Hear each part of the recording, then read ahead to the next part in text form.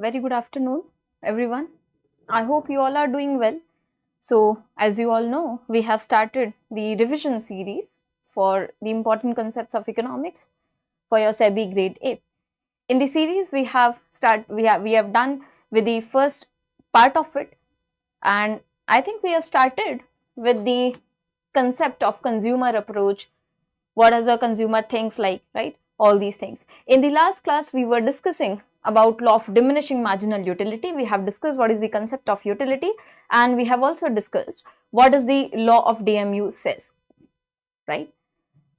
What does the law of DMU says?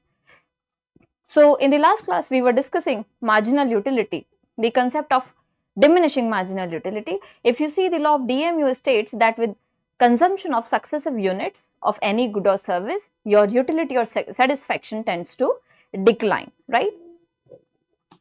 Then we were to discuss the assumptions.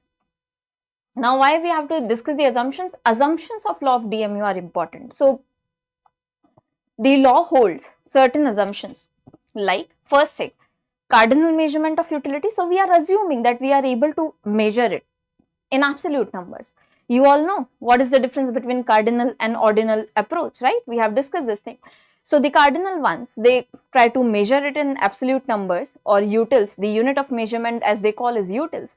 And then when we talk about the ordinal approach, ordinal one, they disagree with the concept that you can measure it in absolute numbers. They go with the preferences, that you can just give the preferences higher or lower in terms of satisfaction which you get from consumption. So, the first important assumption is that it can be measured, it is measurable. Next, that the price remains constant, it does not change, because if price changes, then your preference for the consumption changes. Then that the income does not change, because if your income changes, you might get, say, if your income increases, you might consume more, or if it reduces, you might consume less. So, that might affect your satisfaction which you are getting from it, right? Next, consumption should be continuous and of some standard unit. Yes, so it should be like this. It should not be like you have consumed 10 units of something ek hi baar mein, right?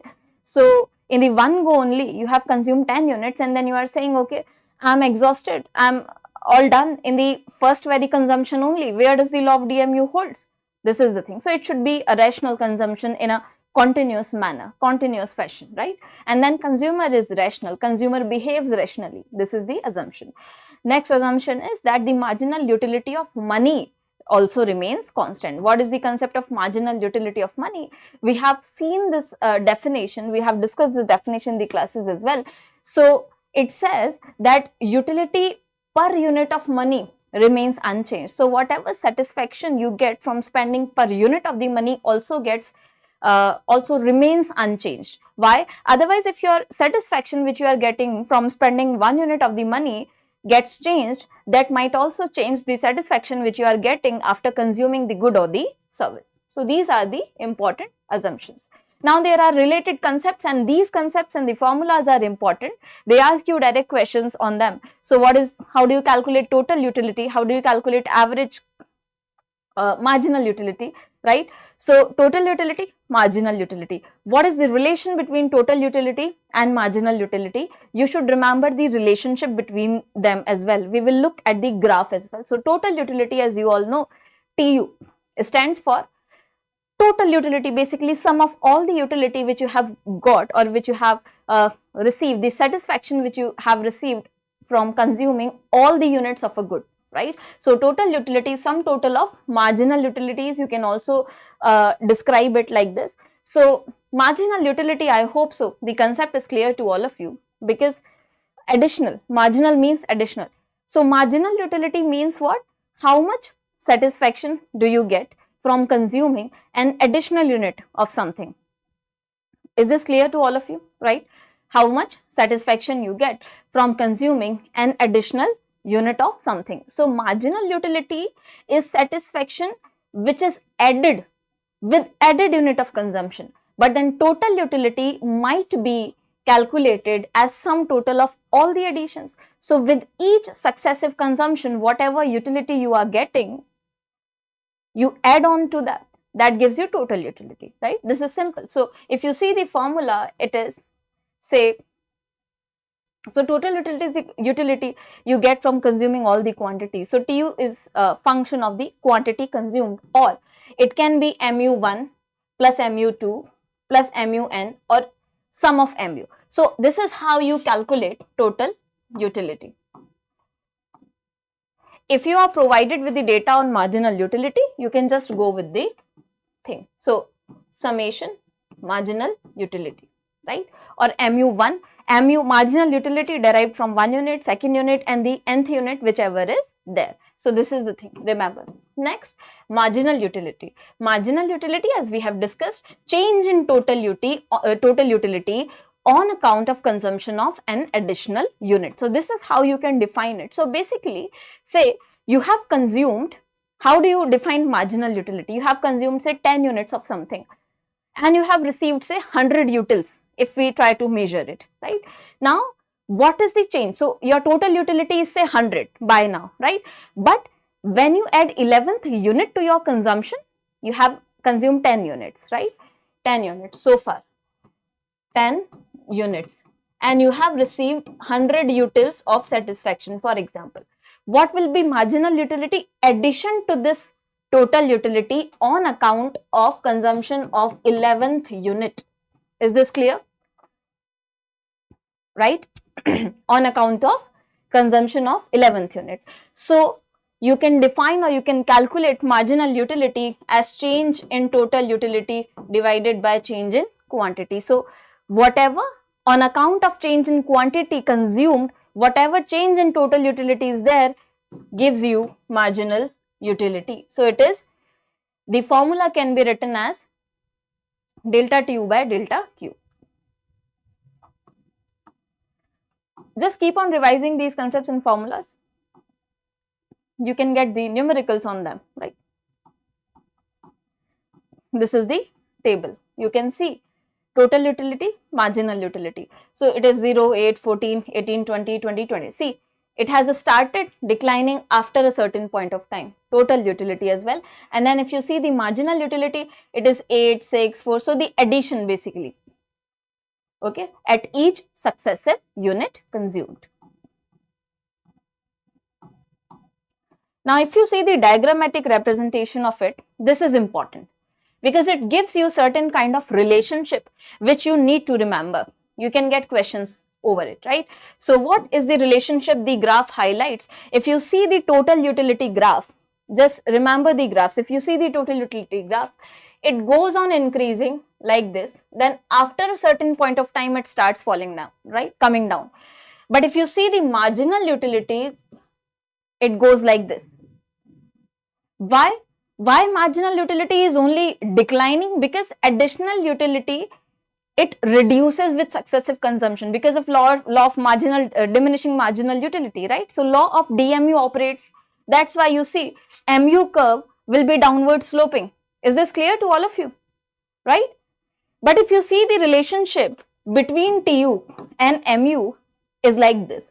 First part, if you see this thing, MU from the very initial point is declining because of law of DMU. That's okay. But then it is at least positive till here, okay? Or say 5th unit of consumption. Till 5th unit of consumption, MU is declining, but it is positive. So till the point where MU is positive, TU will rise. This is first relation. MU is positive, so TU will rise. First thing. Then when MU becomes 0, TU becomes maximum. So MU becomes 0, you see TU is maximum here. After becoming maximum, it declines, right? So TU becomes maximum. And then when you see after MU starts declining, so your addition actually of satisfaction becomes negative. So your total utility starts declining. This is the relation you should remember from this graph, right? So after the point where MU becomes negative, this portion, if you see this portion after this point, right? TU has started falling down. So just remember, so MU when negative, TU declines. You have to remember these three relations from the graph. Just remember these three relations from the graph. Okay. Let's move ahead. So these are the important observations I have discussed with you. TU increases as long as MU is positive. MU is 0, TU is maximum, and then when MU is negative, TU starts falling down, right? Next. So we are done with the cardinal approach. We are done with the cardinal approach of measuring utility. Now we have the ordinal approach. In the ordinal approach, we will discuss the indifference curve and the features of indifference curve, right? As we have discussed, what is the main idea of indifference curve or the ordinal approach? Ordinal approach says you can give ranking to your preferences. You cannot measure it in numbers, right? So here if you see, the approach entails the concept of indifference curve analysis. What is an indifference curve or set? What is an indifference curve or set? So it is nothing but combination of two goods. For example, say here we have apples and oranges. So it is combinations of two goods among which the consumer is indifferent in the pattern of consumption given, or pattern or combination of units consumed is given. Say, first A combination. Combination A says that if a person X, for example, consumes 1 apple and 10 oranges, it gives the consumer same level of satisfaction.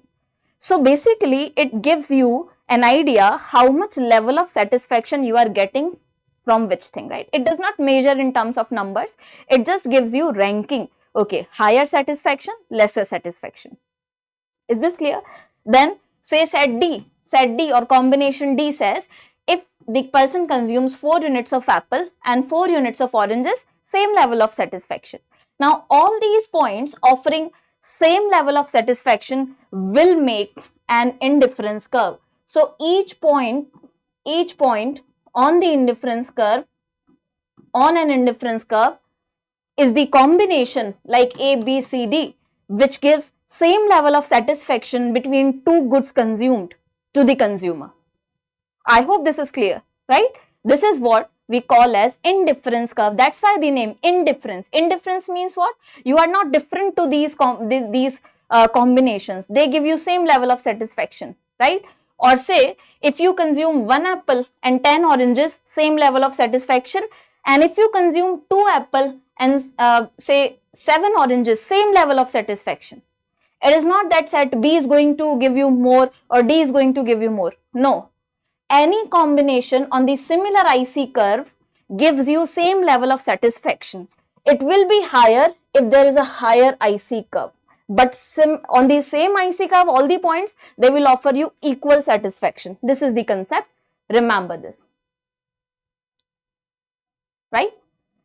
Higher the IC curve, higher the satisfaction. Lower the IC curve, lower will be the satisfaction. This is what an indifference curve is. So it is a locus of all such points which show different combinations of commodities which are giving the same level of satisfaction to the consumer, as we have discussed. Now this is the curve. This is the curve. If you see, we have commodity Y here and then we have commodity X here, okay, on the x-axis. Now all these combinations, this is the IC curve you have, right?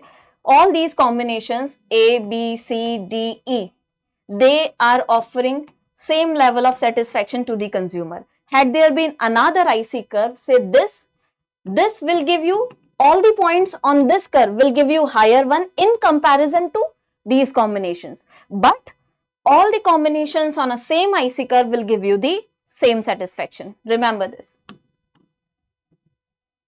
Now there are certain features. So see, it is downward sloping, then it is convex to the origin if you see the shape, right? So there are certain features of IC curve on which questions can be framed. So what are the important observations regarding an IC curve, or what are the important features? So first is this slope. If you see slope, what is the slope? Delta y by delta x. So slope says what?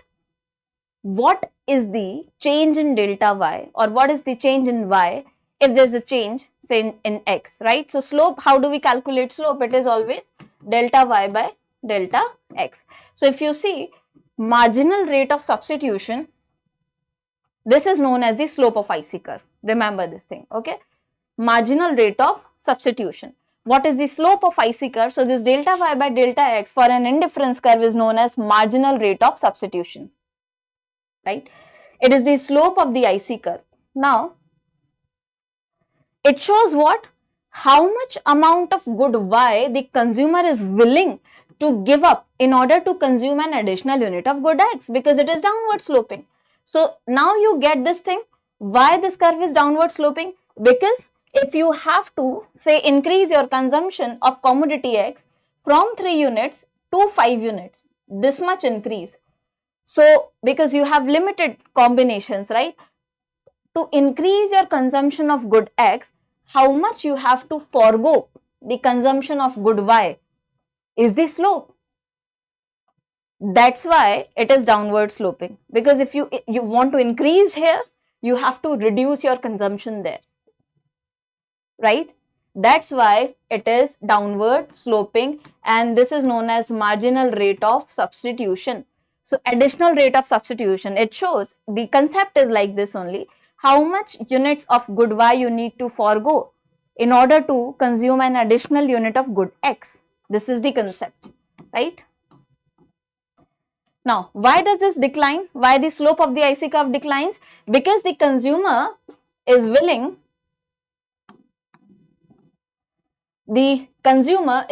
to sacrifice less and less amount of good y for every successive unit of good x.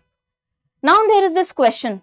So one important question which you need to remember from here, why does indifference curve is convex to the origin? If you see the shape, it is like this, right? So why is it convex to the origin? Because of declining MRS.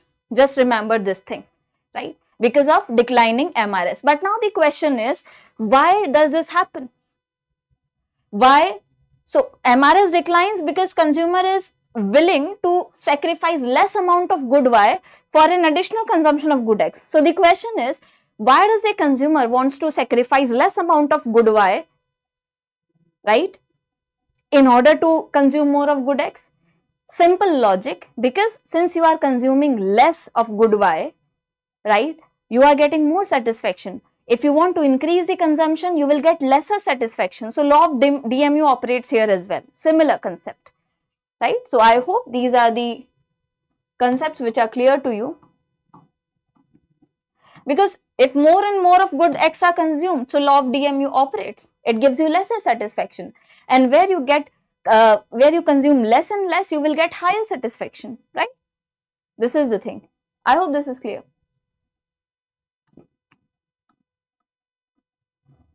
Then if we talk about the important observations regarding indifference curve, so first thing, higher IC indicates higher level of satisfaction. As I told you, always remember, see, if these are 3 IC curves on a graph, right, IC1, IC2, IC3, the third one or all the combinations on this one, they are giving more satisfaction than the combinations located on IC1.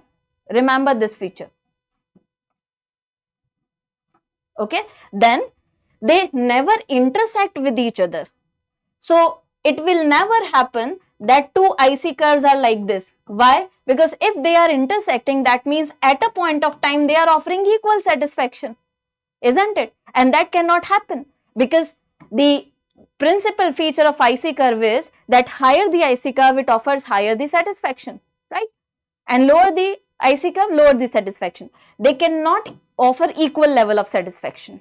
So they never intersect with each other. Remember this thing. Next, when 2 commodities are consumed, IC never touches any of the axis, right? So IC never touches the axis. That shows for any one good, the consumption or the preference or the satisfaction does not happens to be 0, right? So these are the important features or observations regarding IC curve.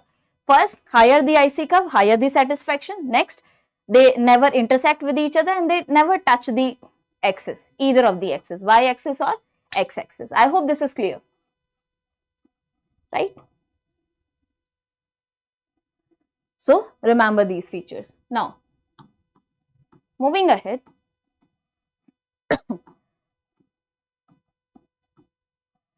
these were your concepts related to utility. We are done with the cardinal method and we are done with the ordinal method as well, right? Now there is a concept of wealth. What is wealth? Wealth is nothing but the stock of goods under ownership, right? If you see the definition of wealth, it is nothing but goods under the ownership of a person or a nation. So it can be categorized into personal wealth or national wealth. So how do you categorize whether a wealth is personal or national, right? Under whose ownership is it would depend. So personal is under your ownership, national under the ownership of the government or the state. Simple. Now we are done with the consumption part. Now there is a concept of production. I have told you what is production. Production is process of value addition, right? Now there are certain factors of production. These 4 factors should be on your fingertips. You should remember this thing. For whatever production, be it production of goods or production of services, you require certain factors which are common to all the activities. You require land for that. You require labor for that. Labor means employ, right? You require capital for that, for production of any service or a good. And you require entrepreneurs, those who manage all those things, right? So for any given production of goods and service, there are 4 basic factors of production which should be on your fingertips: land, labor, capital, entrepreneurship. Land, labor, capital and entrepreneurs, right? And their incomes, the income generated or received by these factors of production are known as factor income. They are known as factor income. So there are 2 definitions of factor income here. One more important observation: in national income accounting, whether you are calculating any of the aggregates, GDP, GNP, NDP, NNP, whatever at basic price, market price, factor cost, whatever it is, in entire national income accounting, you never use other than factor income, right? So there are 2 concepts: transfer income and factor income. Factor income, one definition: income generated by these factors of production, right? Another thing, any income which has been generated against some economic activity. You have produced something against it and then you have received an income is a factor income. So why do we count only factor income? Because we want to see how much has been produced in the economy. That's what the concept of GDP or national income is, right? How much income we have produced against some economic activity. So we never include transfer income in the calculation of national income ever, right? In national income accounting. Just remember this thing. What is transfer income? Income which is one-sided. Say you have received some gifts from someone. In that gift you have received some money. That is not a factor income, that is transfer income, because you have not earned it, right? You have not generated any economic activity against it. Remittances sent by the NRIs to India, they will not be included in the national income. They are just remittances. They have sent it for their family's survival, right? These are the examples. So remember, now these are the factor income. So 4 factors income. What is the income of land? It is rent. What does land earns? Rent, right? What does labor earns? Wages. Now there is a fancy term for wages. You should remember this term: compensation of employees. Compensation of employees. Compensation of employees. Wages can also be called as compensation of employees. If they give you this term, you should be able to catch it, that it is nothing but the salary or the wages. What does capital earn? Capital earns interest. Then what does, because it is any asset. So if you invest in some asset, it gives you interest, right? Entrepreneurs, they earn profit. So what are the factors income? Rent, wages, interest and profit. These are your factor incomes, right?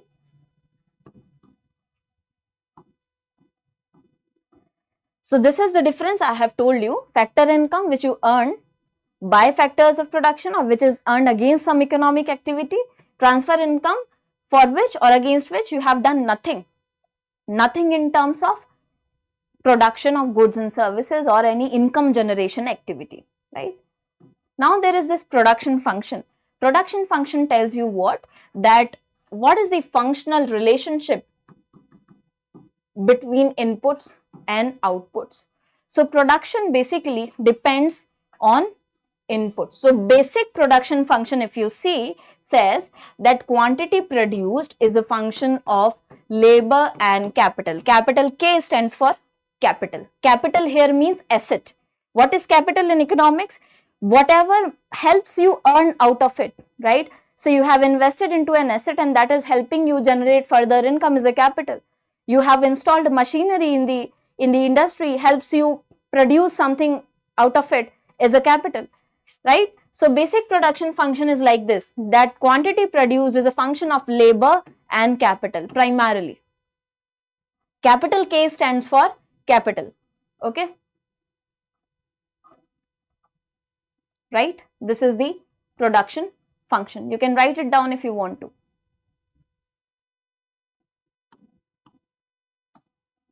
All right. So these were certain basic concepts which we have discussed so far. Now comes the very interesting part of demand and supply. We will discuss the theories of demand and supply, the elasticity and all, and the basic formulas. They ask you questions on the elasticity. So most important is the numerical from elasticity of demand and elasticity of supply, right? So direct questions can be asked, and then for elasticity we have different methods on which they can ask you the questions. First, we will discuss the theory of demand, supply and the equilibrium. What is demand? Just remember this thing. There is a difference between desire and a demand, as I have discussed earlier with you as well.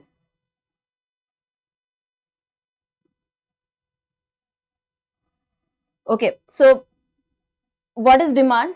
Demand is basically a desire which has capacity against it. So if you want to purchase a car, is a desire. If you have ability to purchase a car, that is demand, right? So want plus ability to buy something, is demand. Remember this thing. So there is a difference between desire and demand. There is a difference between desire and demand. Now, demand is the willingness and ability. You just remember two words here, demand versus desire.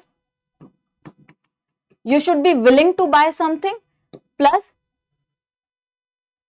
you should be able to pay for it. Willingness plus ability to pay for it.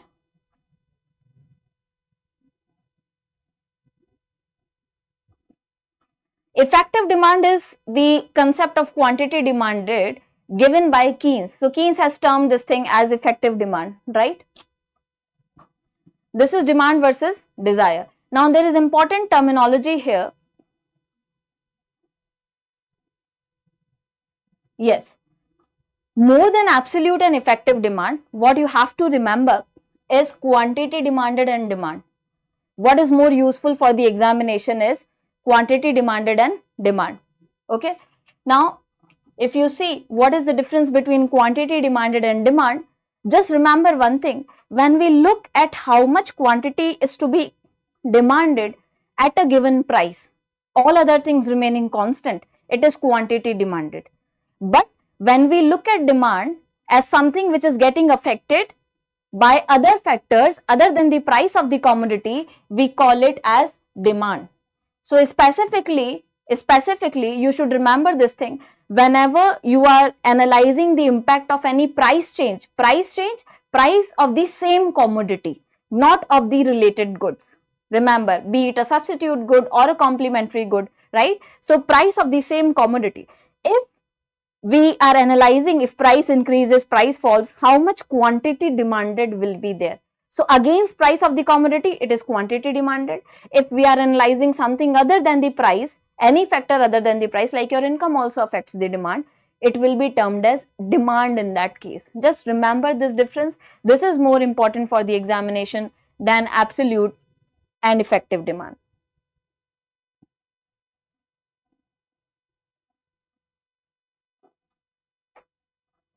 Now I think quantity demanded and demand will be clear. So if I ask you, your income increases, what will be the impact on the demand? So I asked you what will be impact on the demand. But if I ask you if price falls of a commodity, what will be the impact on the quantity demanded? Just remember the difference. Okay.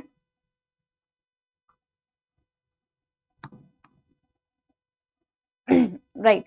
So what all are the important determinants? What all are the important determinants of factors or factors which affect demand? So first and foremost is price, of course.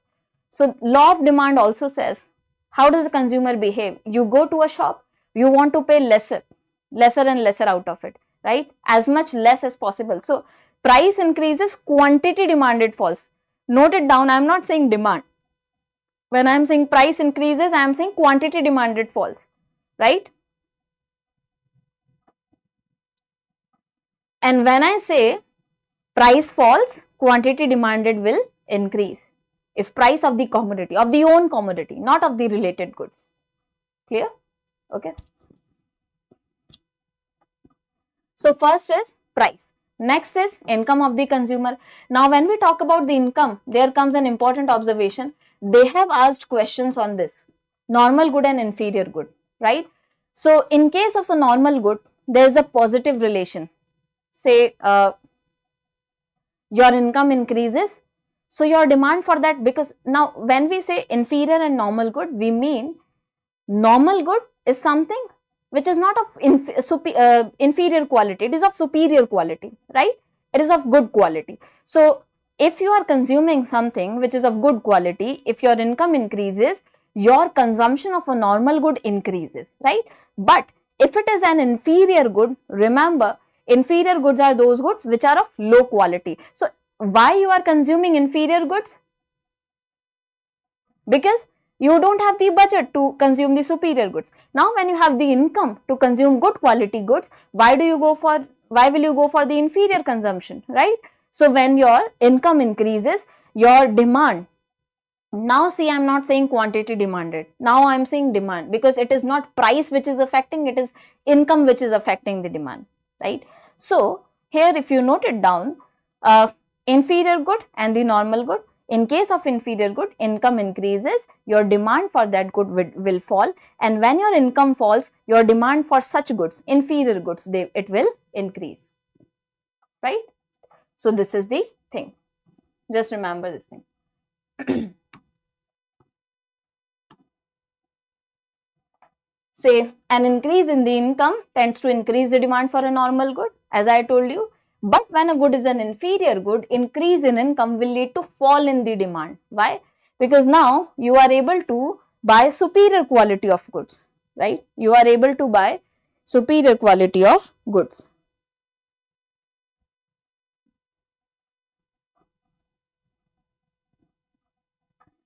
Okay. Then price of substitute goods, another important factor, price of substitute goods. See, what are substitute goods? I have discussed with you. There are two substitute goods. So we have two categories here, not two substitute goods. We have two categories in the related goods. So one is substitute, and the other is complementary. The other is complementary. When we say substitute goods, it means they can be easily substituted for the other, right? Say tea and coffee, for example. Now, how does it work? So, price of one substitute good affects the demand for the other. There is a positive relation. If price of tea increases and it is easy to shift to the consumption of coffee, you shift to the consumption of coffee. In that case, rise in price of tea increases the demand of coffee. Now again, I am not saying quantity demanded, because price of tea has increased and the demand of coffee is being affected, not of the same product. Mark my words. Is this clear to all of you? Right? So price of tea is increasing and then the demand of the coffee is getting affected. So it is not quantity demanded, it is demand here again. This is how substitute goods they behave. And then when we talk about the complementary goods, so complementary goods, there is inverse relationship. Say fuel and a car. Car cannot run without a fuel. So if price of car increases, or say if price of fuel increases, then maintaining a car becomes expensive, right? it might lead to lesser demand of the car, because these are complementary goods. They complement each other. They complete each other, right? So if say refill ki price increases, then your pen also becomes costlier.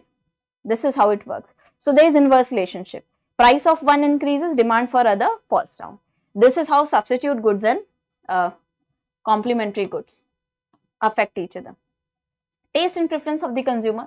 Sometimes the consumers have new tastes, say according to the seasons. In summers you prefer ice creams, in winters we prefer something which is consumed in, say, which gives you strength in the summer, right? So you consume it in a hot form. In summer you consume something which is cold, gives you a cooling effect kind of thing. So these are the tastes, they change according to the seasons. This is how in rainy season, for example, which is going on, there is a demand, there is surge in demand of umbrella. So this is how taste and preference, they also affect the demand. Population. If population in a certain area increases, it will definitely increase the overall demand, because people will demand something at least, right? Then climate. Climate, we have discussed this thing, where there is always raining, the umbrella will be in demand. Where there is very lesser rain, something other would be in demand, right? So this goes on. For normal goods and inferior goods, remember this relationship. They can ask you a question on it. For normal goods, demand is directly related to income, and for inferior goods, demand is inversely related to income. You need not mug up all these things. Just try to have some examples in your mind, right? So I hope this is clear to all of you.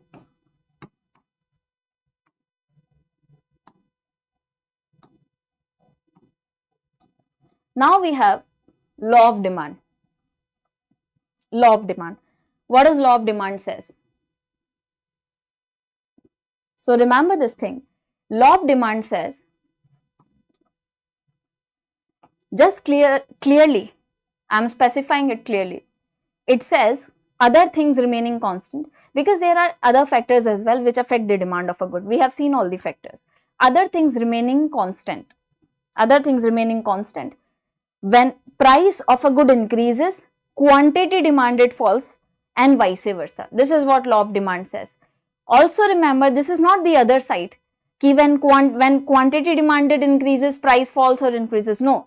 You always have to look between the relation in terms of law of demand, say between price and quantity demanded, from price to quantity demanded. If price changes, what will be the impact on quantity demanded? This is how it goes. Otherwise, it won't work, right? So this is law of demand. You all know that. Price बढ़ता है, it will be falling. That's why you see the demand curve. Why do we have a downward sloping demand curve? Because of this only. Say price increases, demand falls, price falls, demand increases.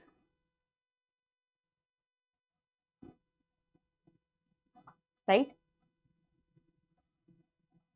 Remember this thing. Now there are certain assumptions, you can read them, that taste and preference of the consumer, they remain constant. Income change nahi ho raha hai, because if your income changes at higher price, you might also buy the thing, right? So income should remain constant. Price of related good do not change, because if price of related good changes, your present demand gets affected, isn't it? We have seen related goods, substitute goods, complementary goods. Then total assets do not change. Your wealth should also not change. No change in population, no expectation of it. So basically, when we are saying law of demand, other things remaining constant, ceteris paribus, right? It is known as ceteris paribus. Other things remaining constant. So all other factors which affect demand of something remain constant. All other factors, they only are the assumptions. Okay. So this is a demand function. Again, what is a function? It shows you the functional relationship, right?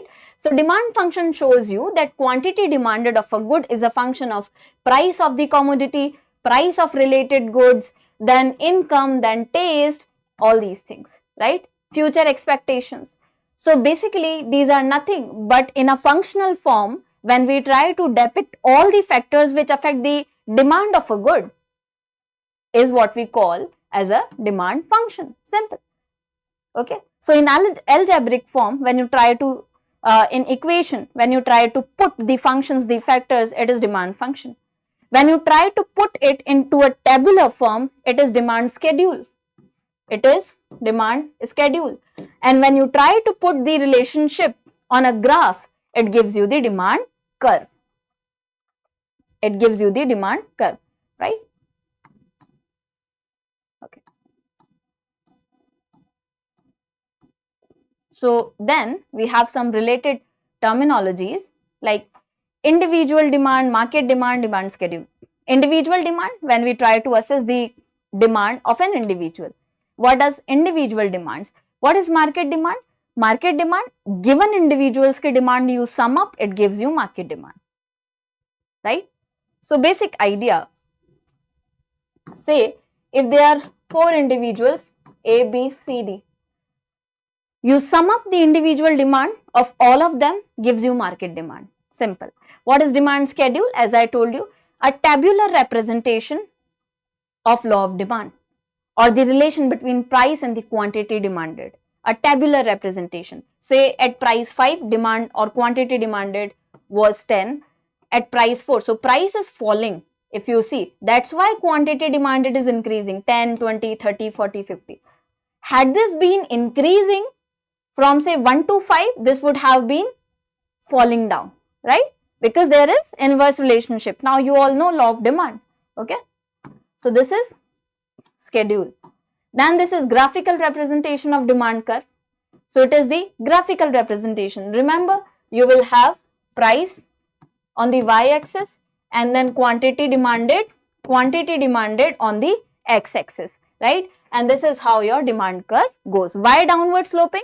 Because with rise in price, there is inverse relationship between price and quantity demanded. Simple. That's why it is downward sloping.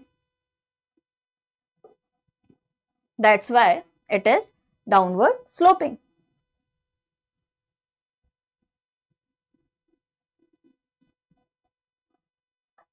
Okay.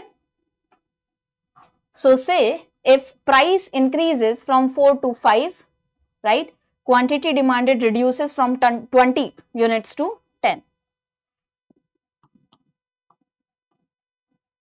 Market demand schedule, again tabular representation of all individual demands. So what is market demand? Say if there are 3 individuals A, B, C, you sum up their individual demand. So here 100, 150, 50, it will be 300. This is market demand. And then individual and graphically as well, when you add the values of individual demand curves and then form a graphical representation of it, it gives you market demand curve. Okay. Now, be it an individual demand curve or a market demand curve, remember they will be downward sloping because law of demand operates. Be it an individual demand or a market demand, doesn't matter or doesn't make any difference. Okay. Now, so we have seen these features of demand curve and all these things. What are the causes for falling nature of demand curve? What are the causes that demand curve slopes downward? So first thing, apart from the price, that okay, price increases, that's why it falls, right? But what are the other causes? So first, of course, law of DMU. We have discussed what is diminishing marginal utility, right?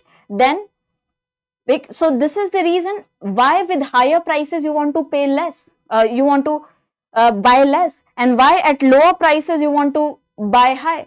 Why? Because more consumption gives you less satisfaction. Why would you want to pay more for it? Isn't it?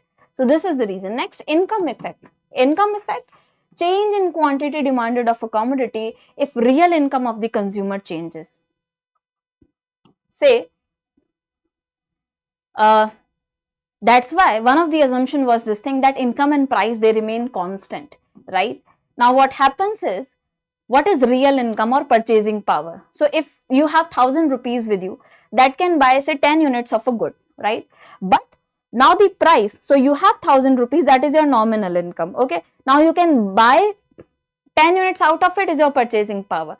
But there is inflation, say for example, so prices have risen. Now because of rise in price level, general price level or inflation, that 1000 remains same, income remains same, or the amount remains same, but now you can only buy 8 units of the same good. So your real income has reduced. How much can be used to buy something? Your real income has been actually reduced, right? This is the concept. So this is known as income effect. Substitution effect, of course, because we have close options, we have close substitutes. So that's why also the demand gets affected. If tea becomes expensive, we shift to coffee. If coffee becomes expensive, we shift to tea. Simple. Arrival of new consumers.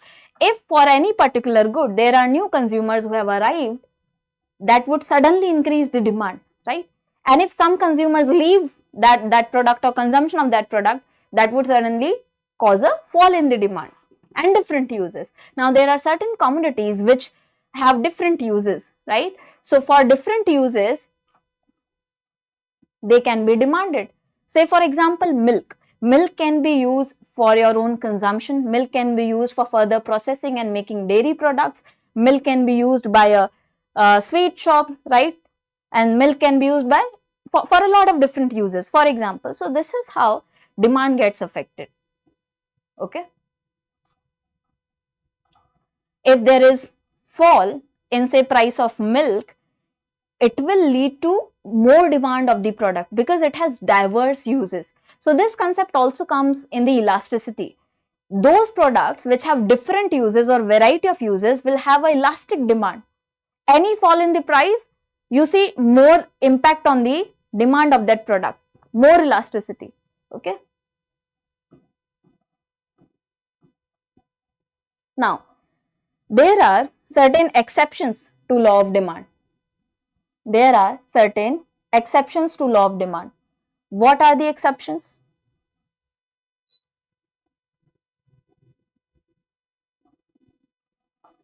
So there are certain situations and certain goods where law of demand does not operate or it fails, right? So when law of demand fails, the demand curve will slope upward. Simple. Okay. What are these situations? So these again are important. On which type of goods the law of demand does not apply. So first, ostentatious goods. Ostentatious goods. The goods which you buy because of status and prestige. Because of status and prestige. For example, expensive cars, diamond jewelry, etc. Okay, tell me, if say diamond becomes lesser expensive, why would you go for the consumption of diamond or why would you demand diamond, right? Diamond holds importance because it is expensive. It becomes a status symbol if you have diamond with you. So there are certain goods. So if price of diamond is higher, that's why quantity demanded of diamond is higher. So here law of demand fails. So there is a concept in economics of diamond water paradox, right? There is a concept called diamond water paradox. Water being a necessity, but still because it is available in abundance, price is lesser, right? Diamond being a luxury, not being a necessity, but since it is available rarely, prices are higher, right? So this is the thing. So first is ostentatious goods. Next, giffen goods. Giffen goods are very inferior goods. So here where income effect is negative but price effective positive. That means what? Remember this relationship. For example, there is a very low quality of good.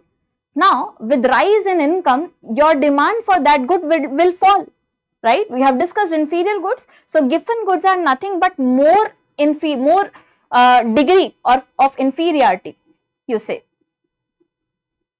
is there in giffen goods, right? So here income effect is negative but price effect is positive. Just remember this concept. Why?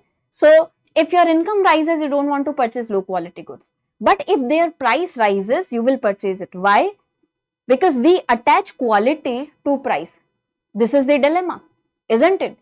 Yes or no? Tell me, everyone. So we attach quality to price. We consider whatever clothes, for example, are expensive, they are of good quality. It is not a necessity, right?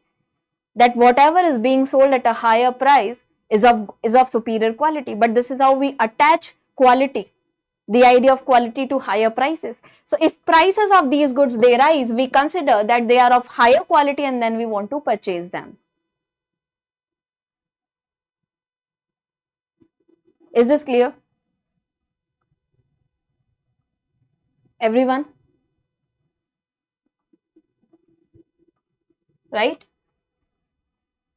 Say rice, salt, potatoes and bread. Okay?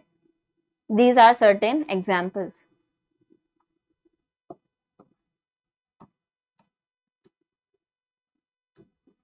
Also, in share market or speculative market, if you see,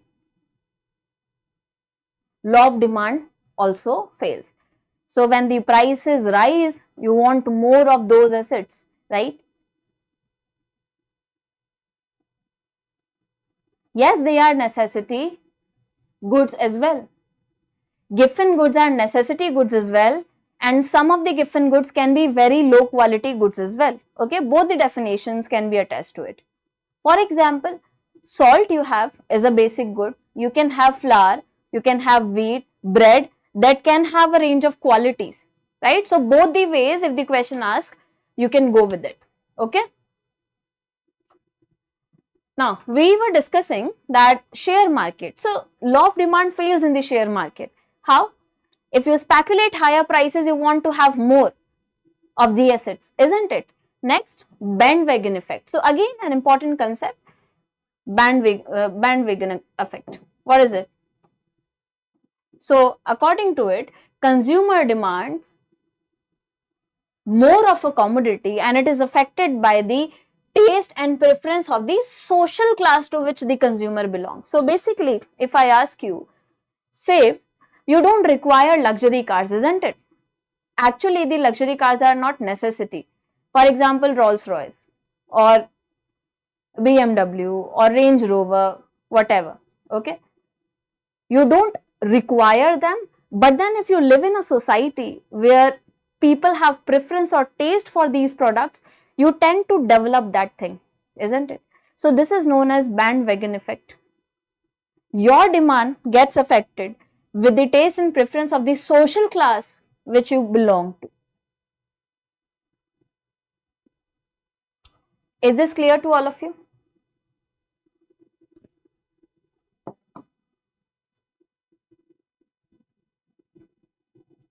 Yes, herd mentality, right? And then you have Veblen effect or Veblen goods.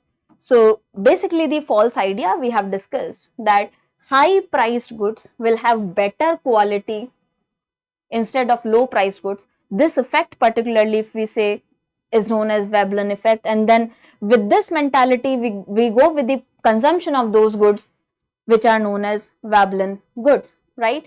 So we try to attach the quality, notion of quality with higher prices. That's why we tend up offering or paying higher prices for higher consumption. So again, law of demand fails here. So these were the situations where law of demand fails. Remember, giffen goods, ostentatious goods, in case of bandwagon effect, in case of Veblen effect, your law of demand fails, right? Now,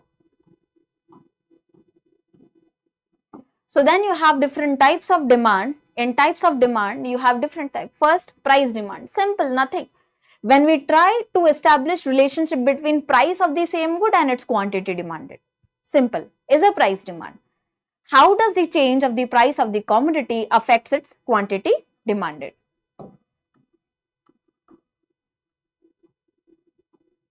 Income demand. What is income demand? So, income demand tells you how your income level affects your demand for a good. Now, you tell me quickly, what will be the income demand in case of normal good and inferior good? So, in case of normal good, if you have more income, you will demand it more, isn't it? And in case of inferior good, you have more income, your demand, income effect in case of inferior good will be negative or positive?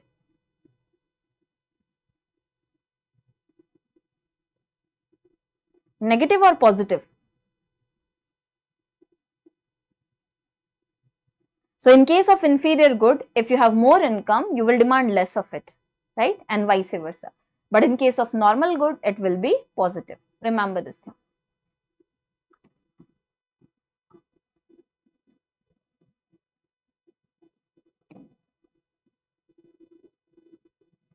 Now, so what is the income demand curve will be? So in case of superior goods are normal goods only. It will be upward sloping or downward sloping. So it will slope upwards from left to right because it is positive. More income, more demand, isn't it? And in case of inferior goods, it will slope downwards. More income, less demand, less income, more demand. Simple logic. Okay. No confusion should be there. So these are the demand curves for inferior good and normal good. Inferior good, downward sloping, normal good, upward sloping.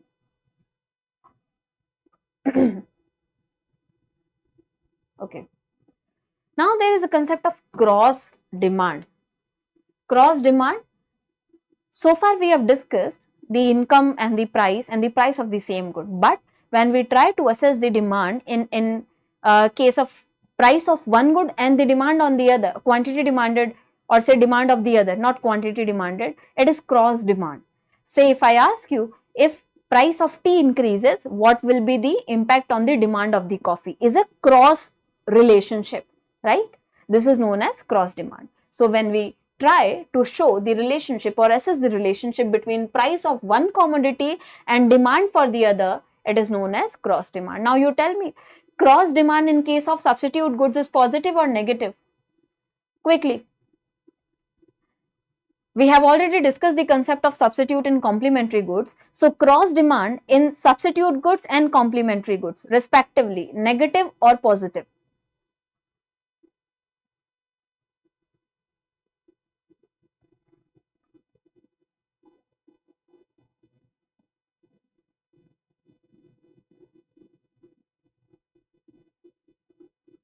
Yes, anyone? Substitute goods, negative or positive? Complementary goods, negative or positive? Cross demand. Yes, very good. Substitute goods, it will be positive, and complementary goods, it will be negative. So when we say that for substitute goods, it will be positive, so of course the law of demand or say demand curve will slope upwards. And then when we say for complementary goods, it's negative, it will slope downward, right? Now, moving ahead. Linear demand function. What is a linear demand function? Nothing. Linear demand function is, in the linear demand function, basically the slope remains constant, right? So this demand function is a linear demand function we have drawn. Slope remains constant. So the slope does not change. It remains constant, right? Or the linear demand function, if you see, there is a previous year question asked on this, right? So it is like this. dx is equals to a minus b px or b into px, right? So in this linear demand function, if you see, a is what? A is the total demand when the price is 0. So A is the total demand when or at a 0 price. B is nothing, B is the slope or the relation between dx and ps. So B is the slope, B is the slope, which should be constant in this case, right? B can also be denoted by change in dx for change in p. Now how do we calculate the slope? We calculate the slope like this, delta y by delta x, isn't it? So if there is change in price, which is delta px by delta dx, okay? Or you can say B or slope can be denoted, slope can be denoted as delta y by delta x. What do you have on the y-axis is price. What do you have on the x-axis is quantity demanded, right? Now, so remember this linear demand function dx is equals to a minus bx. So a is what? A is when price is 0. What is the total demand? B is the slope and px is the price. These are the values given to you. These are the values given to you. If the value of A and B are known, then the demand for a commodity at a given price can be computed using this equation. So they can give you numerical on this. So here you are provided that when price is 0, A is 50, B is 2.5. So the slope is 2.5, right? And price of that commodity is 10. Now you can calculate the total demand. Tell me what will be the answer quickly.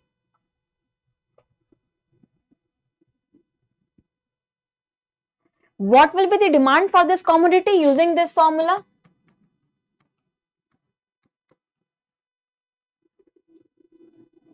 What will be the demand for the commodity using this formula? Tell me.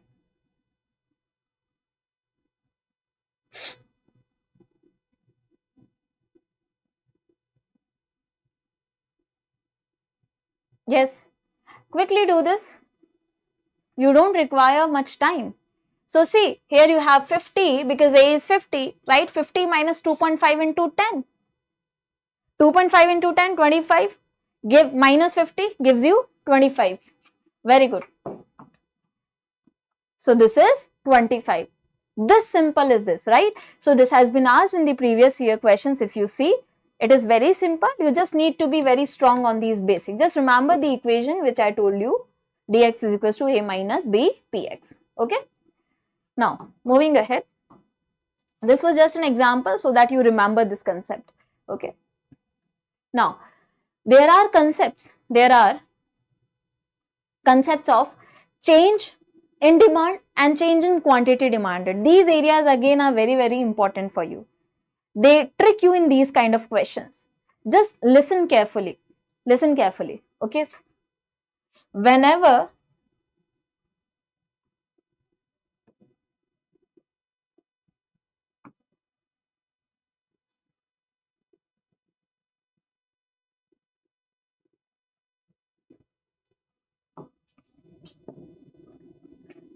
change in demand and change in quantity demanded. When will be there a change in quantity demanded? So quantity demanded is a relation we say only when the price of the own commodity changes. Price of say X changes. Same commodity, price of the same commodity, quantity demanded of the same commodity. Isn't it? Yes or no? Right? And when do we say there is a change in demand? We say when there is change in the demand of a commodity other than price due to any factor other than its own price. Now, other than its own price, you can have income, you can have taste and preference, and then you can have what all factors are there? Price of related goods, what all factors are there? Yes, due to any change other than the price of the own commodity, it will be change in demand, and due to any change due to price of the same commodity, it will be change in quantity demanded. Now, when we say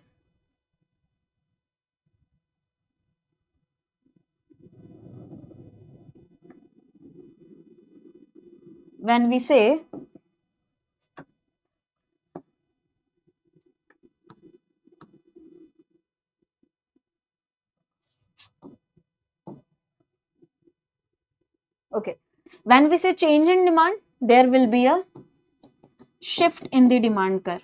Okay, any factor other than the price of the own good affects the demand of the commodity, there will be shift in the entire demand curve. If it increases the demand, shift will be rightwards,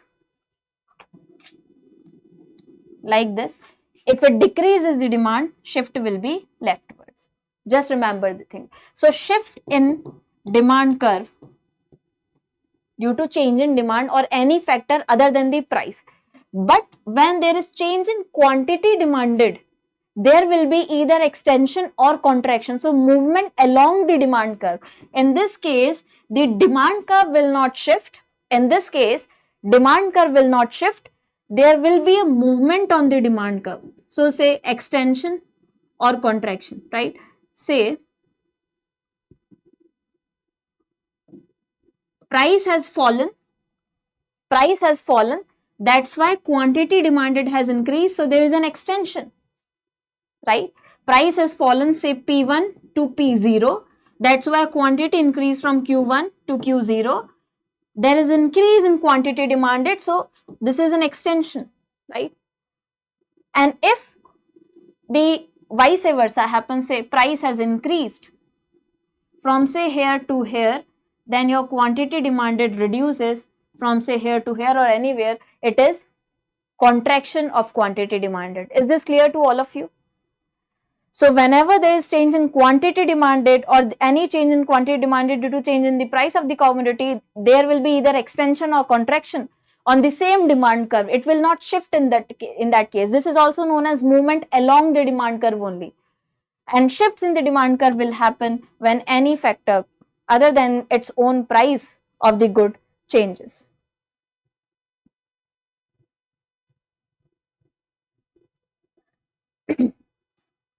Is this clear to all of you? Let me know so that I can move further.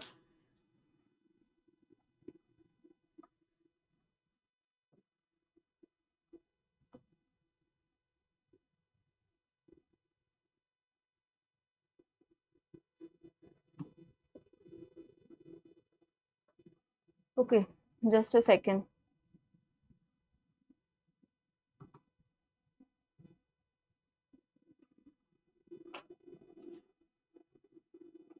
Clear? Okay, very good. So this is extension and contraction and increase and decrease. Extension and contraction or movement along the demand curve, as I have explained to you, change in price leads to change in quantity demanded.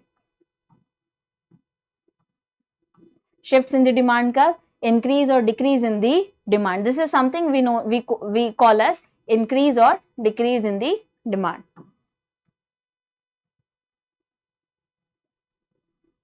So when demand decreases, there will be a shift leftwards, and when demand increases, there will be a shift rightwards. Clear? When can be there an increase in the demand? If say your income increases, you demand more and the good is normal good, condition attached, right? When say price of related good increases, your demand for the other or the substitute good increases. These can be the situations.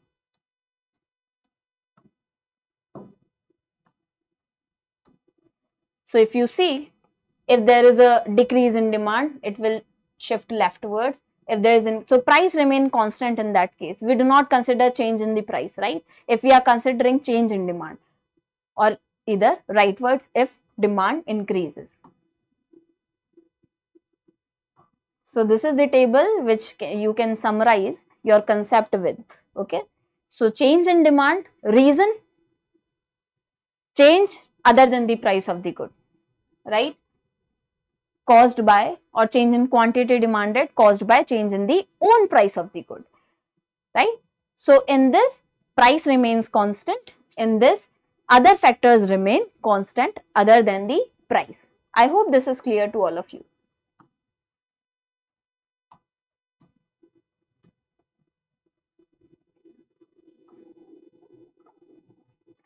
Now we are done with the demand concept.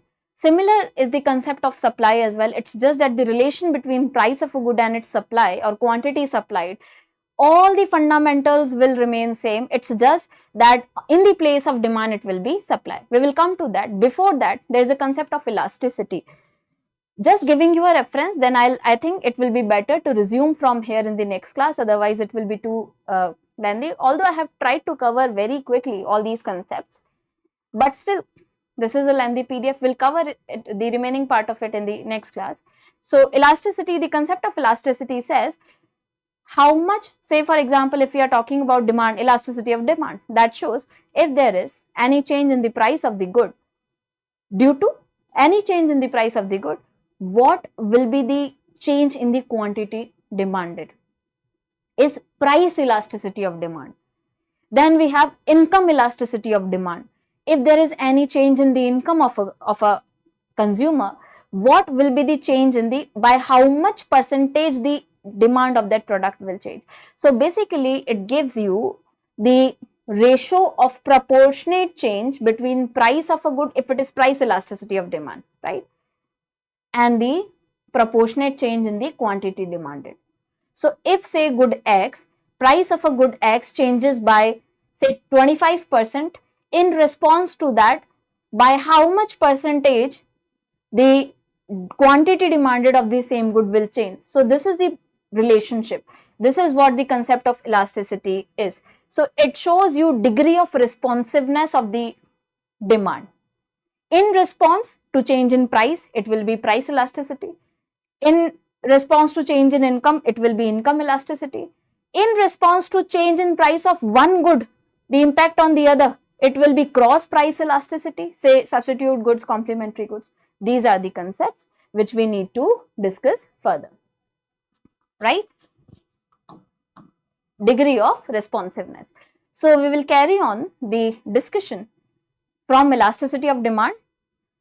Today we have covered more very important concepts. These questions, they ask you direct questions on these areas, right? So remember the linear demand function, remember the cross elasticity or the cross demand, not elasticity, and remember the difference between shifts in the demand curve and the movement along the demand curve. What are the reasons and what are the impacts? Any doubts so far from today's class? We will resume in the next session from here. Elasticity of demand. Does anyone has any doubt from today's class?